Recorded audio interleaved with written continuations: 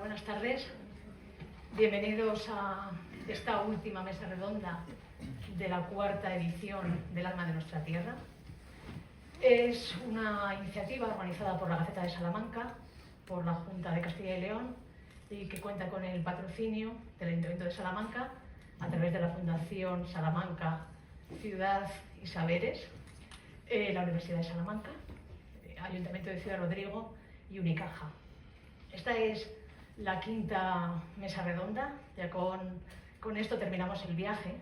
Vamos a hablar de patrimonio verde, de senderos históricos, de patrimonio entre caminos verdes, y podría ser el final de un viaje de una semana, que hemos estado aquí muy a gusto en el Centro Internacional del Español, pero va a ser el comienzo de un nuevo viaje.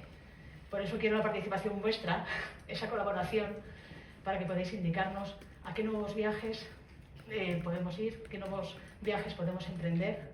Sobre todo de cara a este fin de semana, aprovechamos que va a haber 18 grados, creo, que no va a llover, que por una parte viene y por otra, bueno, pero que podemos aprovechar un poquito para salir. Entonces, voy a empezar a presentaros, pero esta vez de uno en uno, para que me contéis cada uno esa propuesta de viaje y empecemos ya a ambientar lo que es patrimonio verde, todo lo que tiene Salamanca, todo lo que tiene la provincia y todo lo que estáis haciendo. Pedro, buenas tardes. Hola, buenas tardes. Es Pedro Calero. Hola, buenas tardes. Soy Pedro Calero, soy el director de la Oficina Verde de la Universidad de Salamanca y, digamos, soy el responsable de las actuaciones que lleva a cabo la universidad en materia de sostenibilidad, en materia de medio ambiente, en materia de actividad de defensa del patrimonio natural, que tiene también, del que nuestra universidad también es partícipe y parte activa, ¿no? Tanto en muchas de nuestras instalaciones como en algunos de nuestros proyectos. Pero bueno, no me voy a extender más y lo dejo para después de la presentación. Te voy a seguir preguntando ahora. Pero, Quiero decir que la Universidad de Salamanca ahora mismo es referencia internacional en sostenibilidad. Desde el trabajo que estáis haciendo, por ejemplo, en la oficina verde, es verdad que ahora mismo, hablábamos antes de una delegación coreana que estaba hace poquito aquí en Salamanca y que ha aprendido, creo que mucho de todo lo que estáis poniendo en marcha vosotros. Y no es peloteo, o sea que creo que es así. Bueno, sí, la verdad es que lo que se ven ahora también son muchas veces lo que sale a los medios, es el fruto del trabajo de mucho tiempo, de mucho trabajo oculto. Tenemos aquí a la vicerrectora responsable del área de sostenibilidad, que es desde luego un pilar básico de todas esas políticas, y por supuesto la figura de nuestro rector también y su decidido apoyo a toda esta actividad. Es verdad que hay momentos en los que los proyectos se concretan, se materializan, y esta semana, bueno, pues nos han aprobado nuestro plan de reducción, nos han certificado la huella ambiental, la huella de CO2 de la universidad, así como el plan de reducción del próximo periodo 25-27, que eso responde a un trabajo que hay detrás de mucho tiempo y, bueno, pues en un determinado momento sale. Pero yo lo que quiero poner en valor es el trabajo del día a día de todos los profesionales y de todas las personas que integramos la familia de la universidad, y de lo importante que es para nosotros la colaboración tanto con la Junta de Castilla y León como con el Ayuntamiento, con los cuales creo que damos paso y tenemos una sintonía total en materia de sostenibilidad. Yo lo comentaba contigo ahora mismo, que qué bueno que nos encontremos en estos sitios, ¿no? Porque eso quiere decir que tanto vosotros como nosotros estamos totalmente implicados y somos muy proactivos y lo hacemos en una misma sintonía, ¿no? Y perdona que me quiera aprovechar de estos conocimientos tuyos, nos puede recomendar un itinerario que refleje un poquito la filosofía, universidad, sostenibilidad, territorio, algo para hacer el fin de semana, este fin de semana o otro fin de semana, alguna propuesta. Bueno, pues yo creo que una cosa que combina muy bien la ciudad de Salamanca, y yo creo que aquí quizás hay mejores representantes de su ayuntamiento para exponer esos viajes, pero voy a decir algunos personales, ¿no? Algunos que me tocan a mí el corazoncito, ¿no? Es quizás esa combinación de ese patrimonio histórico que tenemos y que aportamos la universidad con el patrimonio natural, ¿no? Es decir, y de cómo cada vez más unos y otros están formando parte de una misma realidad.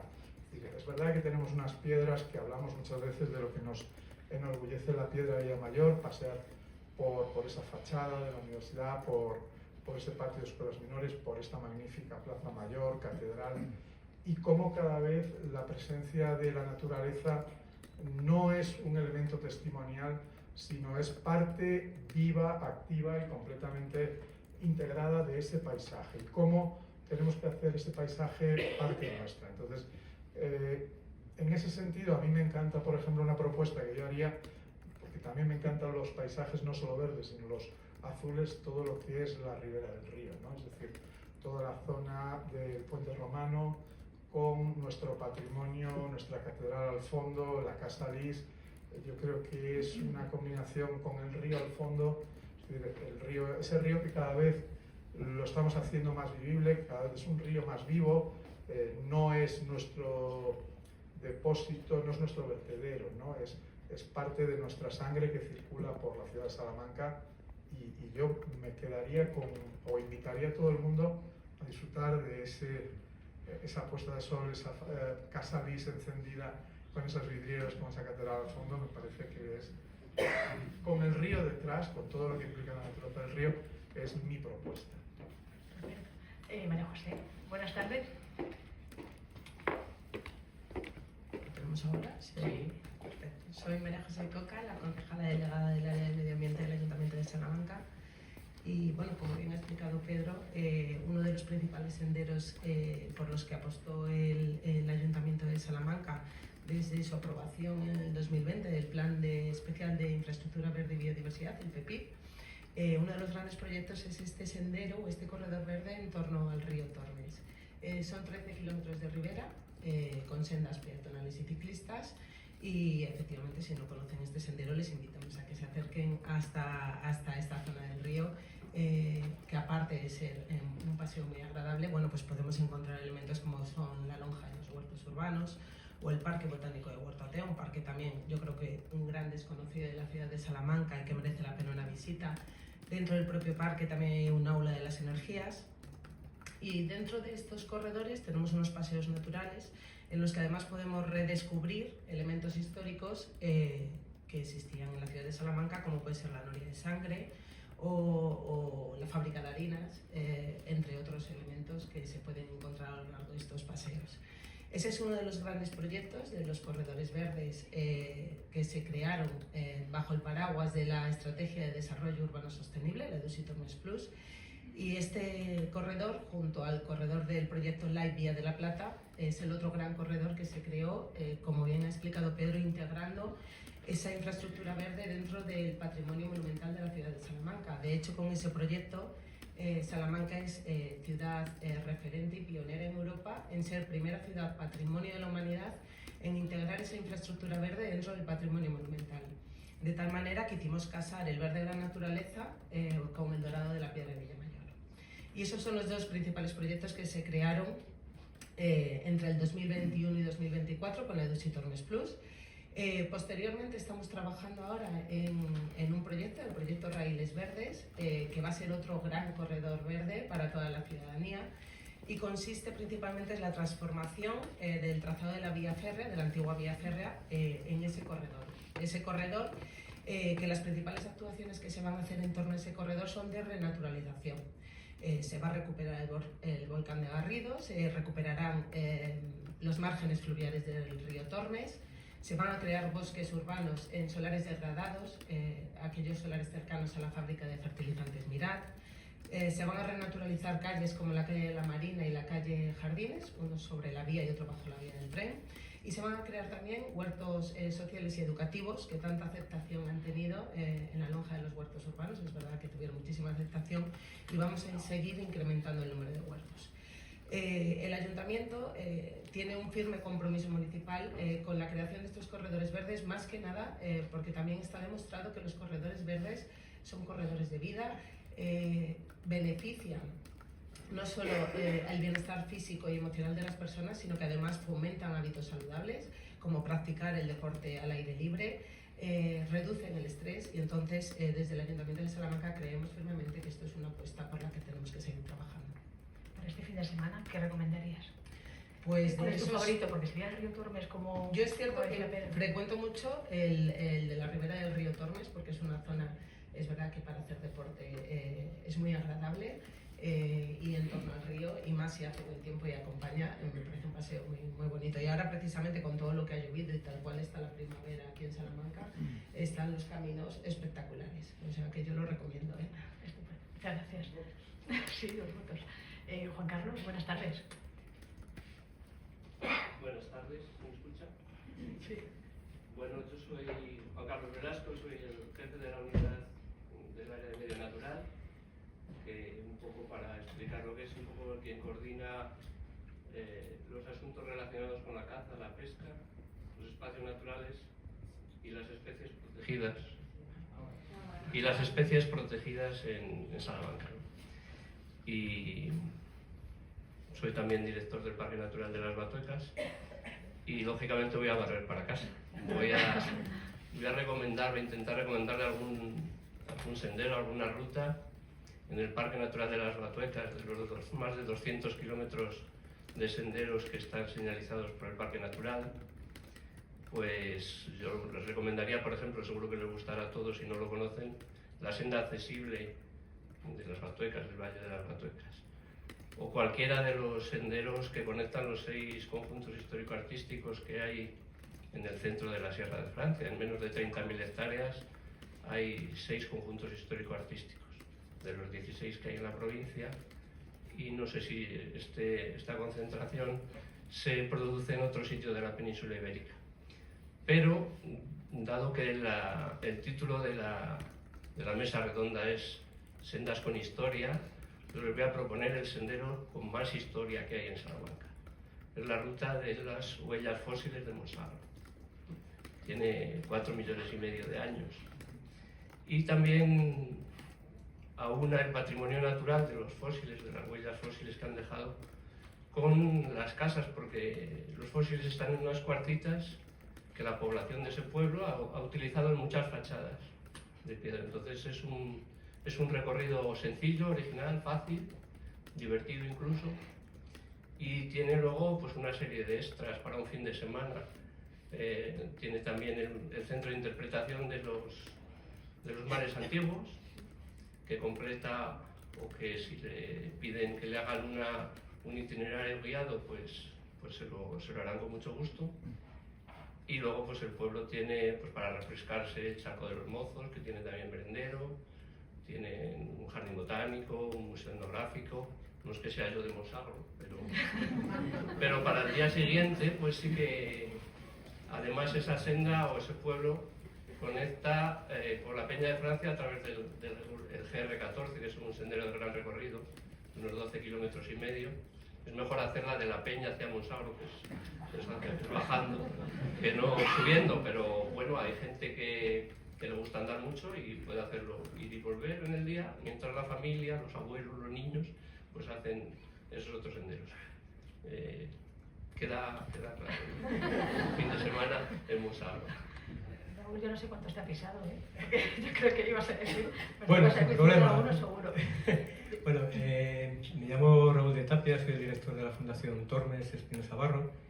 La fundación, digamos, es conocida por la reserva natural que tiene al pie del Tormes en Almenara, a 15 kilómetros de la ciudad, un paisaje que recuperamos de una gravera de una estación de Arios hace 25 años y que ahora pertenece a la red Natura Europea. Funciona como centro de ecoturismo, centro de educación ambiental, y a partir de toda esa experiencia, hace unos 15 años empezamos a asesorar en toda España a empresas nacionales y multinacionales relacionadas con el sector de los áridos, con graveras, canteras, cemento y hormigón relacionado con restauración de paisajes. Es decir, a partir de los huecos mineros que se generan, ejecutamos proyectos de restauración y, por otro lado, también gestión de la biodiversidad mientras están funcionando. ¿Vale? Esa es la cara menos visible de la Fundación, y habría una tercera línea muy vinculada a la investigación en ciencia aplicada, directamente. Hablaba con Velasco, con Juan Carlos, dentro de las reservas naturales fluviales, y luego dentro también de nuevas técnicas de restauración, aplicando las líneas más actuales de revegetación para la reforestación. Ese sería un poco el perfil. Y me hace gracia que Juan Carlos haya cogido Montsagro, porque era lo que hemos estado hablando Susana y yo. Voy a puntualizar solo un apunte más a hacia lo que ha comentado Juan Carlos. La ruta del Vao, la parte de los castaños centenarios. Simonsabro es hermoso en sí mismo, esta parte paleontológica es interesantísima. Tiene una concentración de castaños centenarios, seguramente haya cerca de un centenar en esa ruta del Vao. También una ruta histórica porque une las Urdes con Monsabro por la ruta de los urdanos y luego a partir de ahí con Serradilla. Y impresiona ver esa concentración de árboles centenarios que han sido respetados, porque también dependía la economía de subsistencia de ellos. Pero ya que Juan Carlos barre para casa, no voy a hablar del Tormes porque sería ya redundante, pues yo voy a barrer para mi pueblo de adopción. Pensé que íbamos a ser los dos.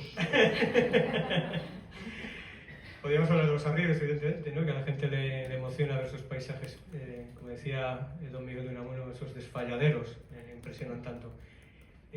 Pero me voy a ir a la ruta de los molinos de San Martín del Castañar, porque desde la altura de San Martín hasta que bajas a Río Francia puedes ver todo el cambio de vegetación que se produce desde las zonas de Castañar Robledal, la parte alta. Te vas recorriendo la falda y encuentras el recuerdo de lo que fueron los olivares y los viñedos, olivos, que muchos de ellos tienen más de 100 años, y luego ya te metes de lleno en ese bosque de galería hermosísimo, con sus fresnos alisos, con nutria, con mirlo acuático, que te permite acceder a los molinos visigodos que desde el siglo VII están trabajando para los vecinos de San Martín. A partir de ahí puedes ir subiendo hacia la Legoriza, el complejo que tiene la Junta de Castilla y León para campamentos, acampadas, y ahí puedes o volver directamente a San Martín o enlazar con la alberca y vuelves otra vez. Entonces, esa red de senderos de la que hablaba Juan Carlos lo que te facilita es que tú llegas a cualquier pueblo de la sierra, a cualquier conjunto histórico, dejas el coche y puedes recorrer toda la sierra andando sin ningún problema. Me iba a preguntar antes si los árboles hablaban. Porque Raúl es hombre de algún nacimiento, es escritor, es biólogo, es divulgador ambiental, es comunicador y tiene estas teorías, estas certezas, ¿no? Que los árboles hablan, se les puede escuchar. Sí, no sé si San Martín es buen sitio también para escuchar. Sí. Por un lado hay una lírica, evidentemente, a la hora de transmitir los mensajes ambientales. Tienes que construir un mensaje dentro de la prosa poética que llame la atención, ¿no? Eso de que los árboles hablan, siempre la gente se queda escuchando, ¿no? A ver qué dices. Entonces sí, las investigaciones de los últimos 20 años, que muchas las hemos conocido a través de los libros de Stefano Mancuso, pero yo creo que la primera persona que entra a contar que los árboles hablan, en el sentido de comunicarse, ¿bien? Es decir, utilicemos las palabras, no las antropicemos. Susan Simard, una investigadora de la Universidad de Columbia, que consigue demostrar que existe comunicación entre los árboles y que intercambian carbonos. Es decir, es una manera de fortalecer el árbol fuerte frente al debilitado, el árbol maduro frente al joven.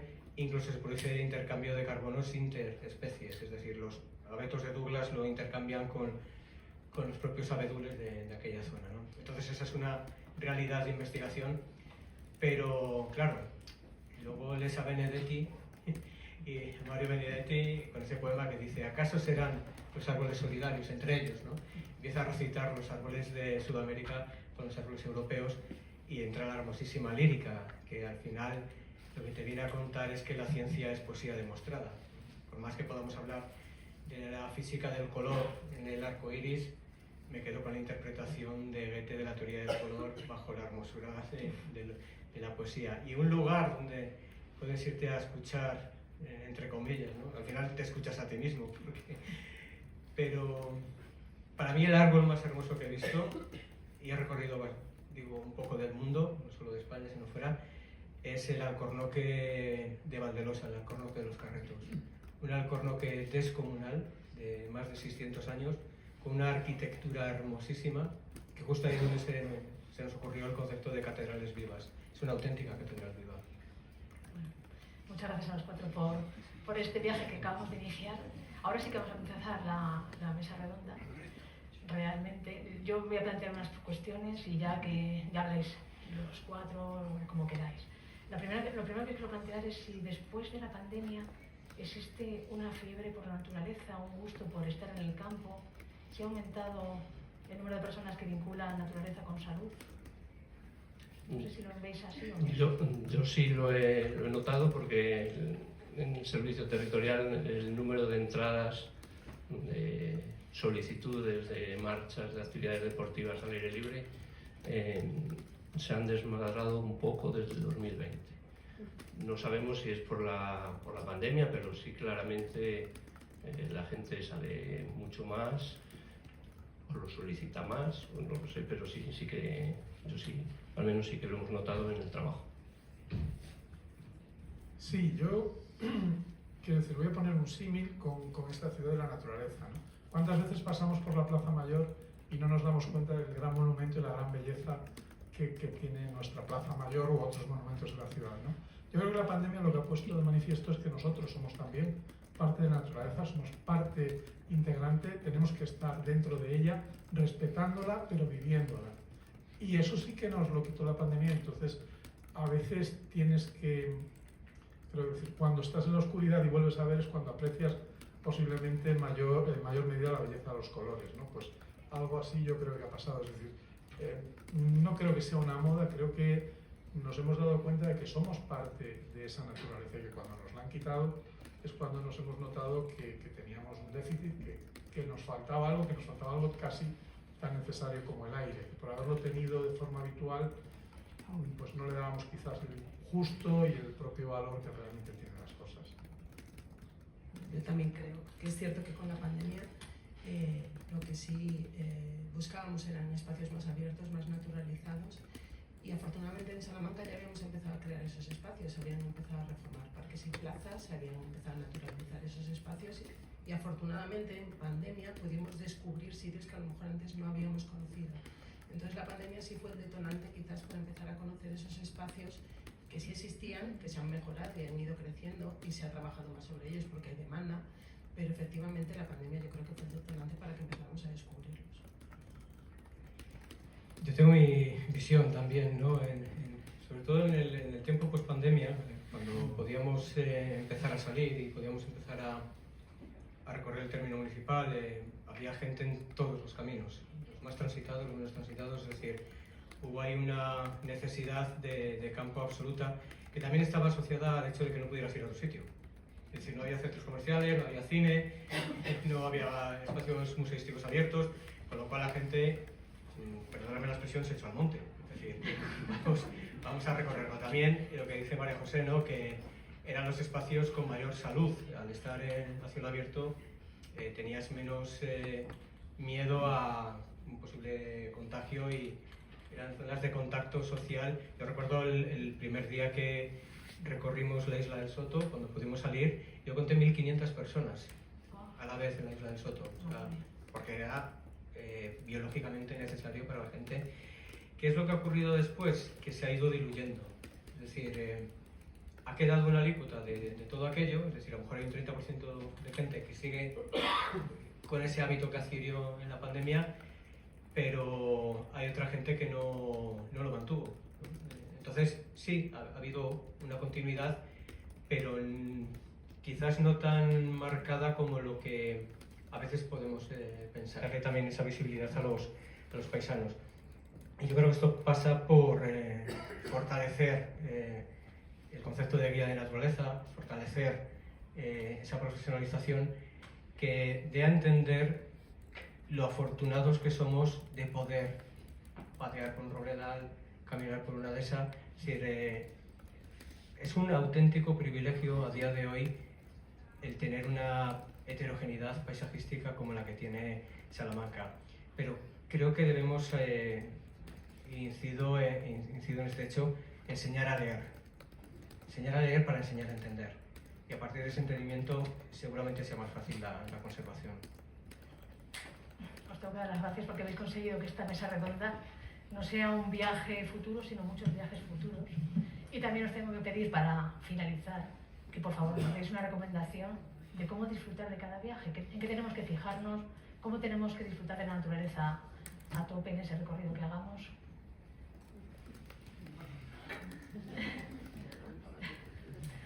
Sí, desde luego, para los que nos dedicamos a la docencia, el examen este está siendo duro, ¿no? Pero bueno, yo creo que espero que el aprobado por lo menos no nos lo den ustedes, ¿no?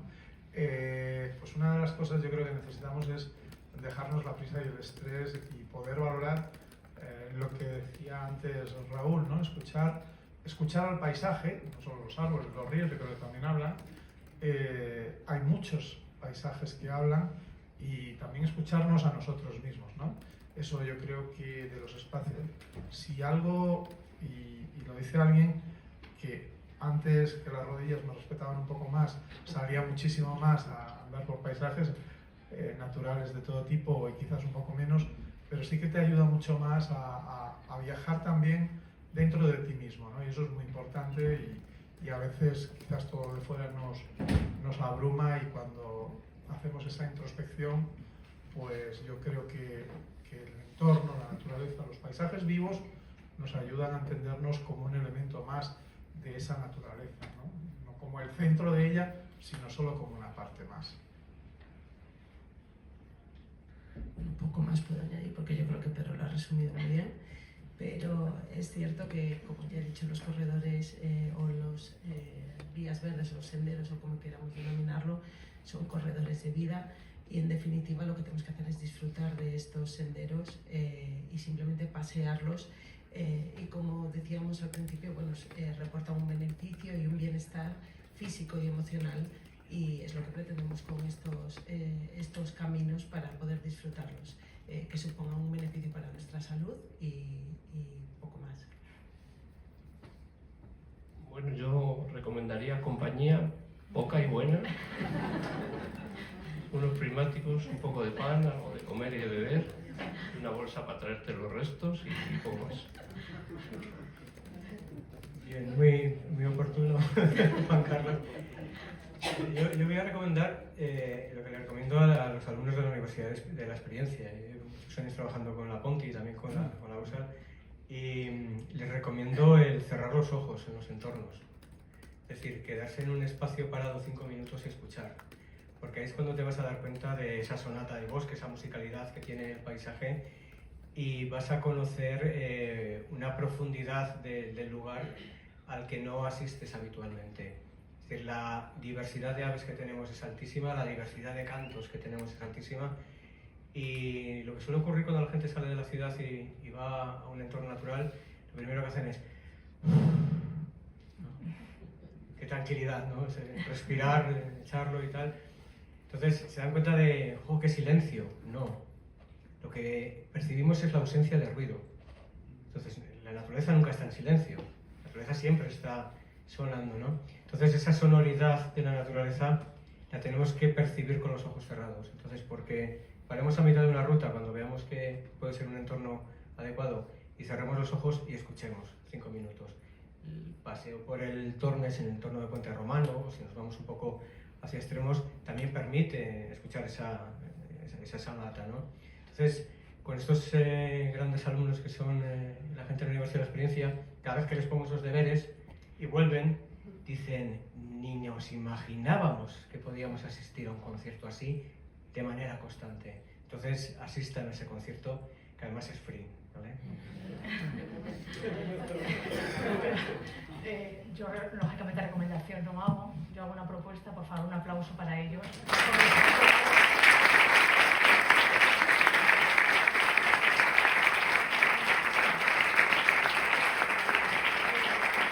Damos por finalizado ya la cuarta edición del Alma de Nuestra Tierra, nos emplazamos para la quinta. Espero que estemos todos aquí para entonces. Muchas gracias por estar, gracias por haber acudido y espero que hayáis disfrutado de la jornada.